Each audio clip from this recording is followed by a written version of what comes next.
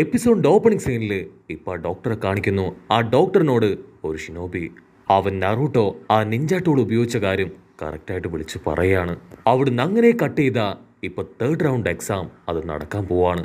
എല്ലാവരും മത്സരമൊക്കെ കാണാനായിട്ട് ആകാംക്ഷയോട് കൂടെ ആ ഒരു സ്ഥലത്തേക്ക് എത്തിക്കഴിഞ്ഞു.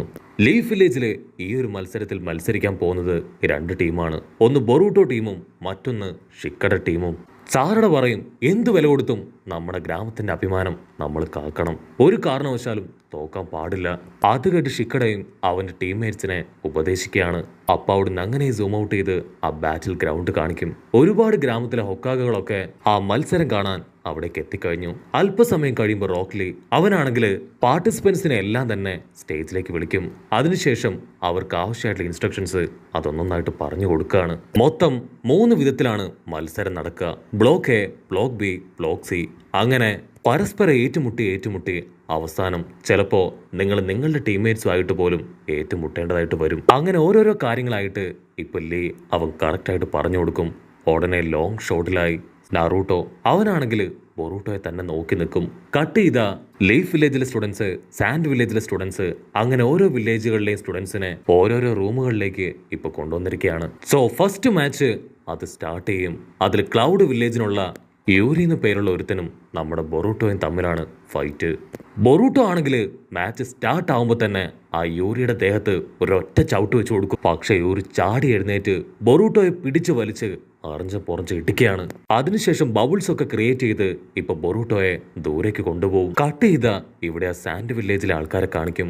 അപ്പൊ ഷിങ്കിയോട് ഒരു പെണ്ണ് പറയും, ഷിങ്കി നിന്റെ ഏറ്റവും വലിയ ആഗ്രഹം അത് ബൊറൂട്ടോ ആയിട്ട് ഫൈറ്റ് ചെയ്യണം എന്നല്ലേ? എനിക്ക് തോന്നുന്നത് അത് നടക്കില്ല എന്നാണ്. നീ ഞാനും ഒക്കെ കരുതിയതുപോലെ അവന് വലിയ പവറൊന്നും ഇല്ല. മിക്കവാറും ഇപ്പൊ നടക്കുന്ന ഫൈറ്റില് ബൊറൂട്ടോ തീർച്ചയായിട്ടും തോൽക്കും. അത് കേട്ട് അവൻ ചിരിക്കും. അതിനുശേഷം അവൻ പറയും, പക്ഷെ അവന്റെ കൂടെയുള്ള അവർ രണ്ടുപേരും ഒരല്പം ടെററാണ്. അതിലാ മീറ്റ്സുകി അവനെ കാണുമ്പോൾ തന്നെ അറിയാം അവൻ എന്തൊക്കെ ഒരുപാട് കാര്യങ്ങൾ കറക്റ്റായിട്ട് ചെയ്യാൻ അറിയാവുന്ന. അതേസമയം ഇവിടെ അവൻ ഒരുപാട് ബബിൾസ് ഒക്കെ ക്രിയേറ്റ് ചെയ്ത് ബൊറൂട്ടോയെ അങ്ങനെ ലോക്ക് ചെയ്യും. ബൊറൂട്ടോ ഷുരിങ്കൻസ് ഒക്കെ വലിച്ചെറിയും. പക്ഷെ അതൊന്നുപോലും വർക്കൗട്ട് ആവില്ല. അടുത്ത സെക്കൻഡ് അവൻ ആ ബലൂൺ മുഴുവൻ അങ്ങനെ പൊട്ടിത്തെറിപ്പിക്കുകയാണ്. ആ ഒരു പൊട്ടിത്തെറിയില് ഇപ്പൊ ബൊറൂട്ടോ അവൻ തെറിച്ചു പോയി അട്ടിച്ചു വീഴും. ഇവിടെ ചോച്ചിറ അവൻ ഡാർഗിയോട് ചോദിക്കും, അവൻ ആ ഗമ്മില് ചക്ര പവർ ഉപയോഗിച്ചാണോ ബൊറൂട്ടോയെ അറ്റാക്ക് ചെയ്യുന്നത്? അതിന് ഡാർഗി പറയും, അതെ.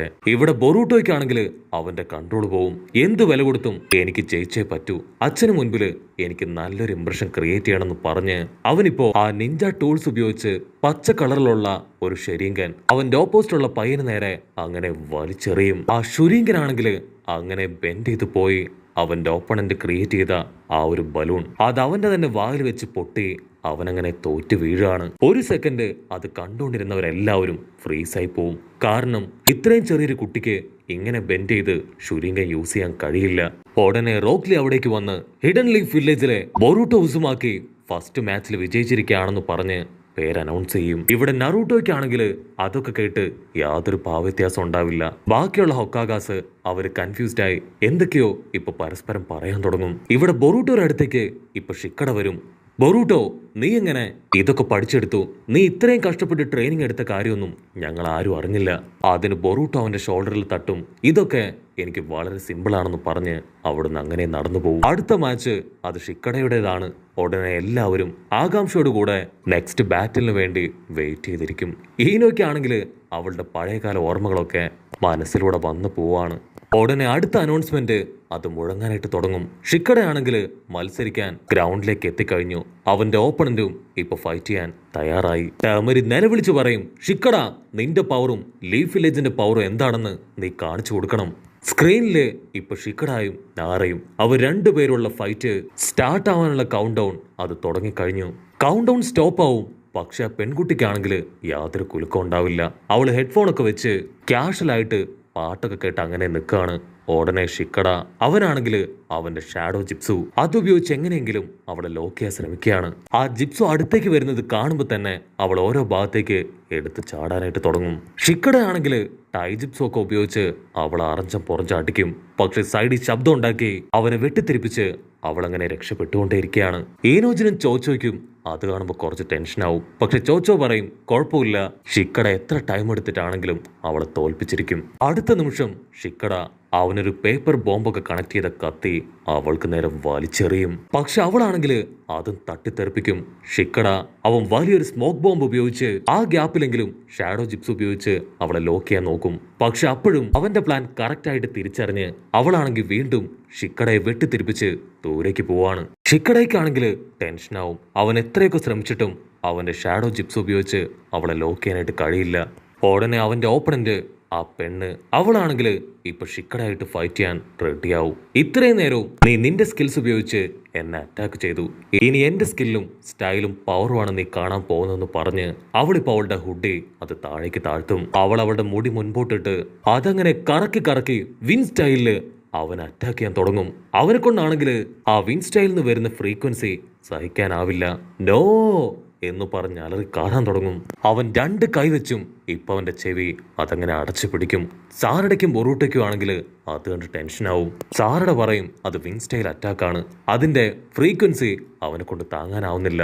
ഷിക്കടയാണെങ്കിൽ കഷ്ടപ്പെട്ട് ബുദ്ധിമുട്ടി വീണ്ടും ഷാഡോ പവർ ഉപയോഗിച്ച് അവളെ പിടിക്കാനായിട്ട് അടുത്തേക്ക് പോവും. പക്ഷെ ഇത്തവണ അവള് വളരെ കെയർഫുൾ ആയിട്ടായിരിക്കും മൂവ് ചെയ്യുക. ഇവിടെ ഷിക്കട അവൻ വീണ്ടും അവന്റെ കാല് മറ്റൊരു ഭാഗത്തേക്ക് മൂവ് ചെയ്യും. പക്ഷേ അവിടെ ഫുൾ ഗം ആയതുകൊണ്ട് തന്നെ അവന്റെ കാലിപ്പോ ആ ഗമ്മിൽ ഒട്ടിപ്പിടിക്കും. അപ്പോഴായിരിക്കും ഷിക്കട അവൻ മറ്റൊരു കാര്യം നോട്ട് ചെയ്യുക. അവൾ ശബ്ദത്തിലൂടെയും ഫ്രീക്വൻസിയിലൂടെയുമാണ് ഷിക്കടയുടെ ഓരോ അറ്റാക്കും തിരിച്ചറിയുന്നത്. ഉടനെ ഷിക്കട പറയും, നീ ആ ഹൂഡി അതഴിച്ചപ്പോ തന്നെ എനിക്ക് കാര്യം മനസ്സിലായതാണ്. നീ സൗണ്ടും വേവ്സ് ഉപയോഗിച്ചാണ് ഓരോന്നും മനസ്സിലാക്കുന്നതെന്ന്. നിന്റെ ഘ്രാണശക്തി അത് അടിപൊളിയാണെന്ന് പറയും. അവളാണെങ്കിൽ അത് കേട്ട് ഷോക്കാവും. ഇവനെങ്ങനെ ഇത് കറക്റ്റായിട്ട് കണ്ടുപിടിച്ചോ ചിന്തിച്ച് അവളങ്ങനെ വണ്ടടിച്ച് നിൽക്കുകയാണ്. നീ ആ ഇയർബഡ്സ് പോലും പാട്ട് കേൾക്കാനല്ല, മറിച്ച് കൂടുതൽ ഫ്രീക്വൻസി ഷാർപ്പായിട്ട് കേൾക്കാനാണ് യൂസ് ചെയ്യുന്നത്. അത് കേട്ട് അവൾ ചിരിക്കും.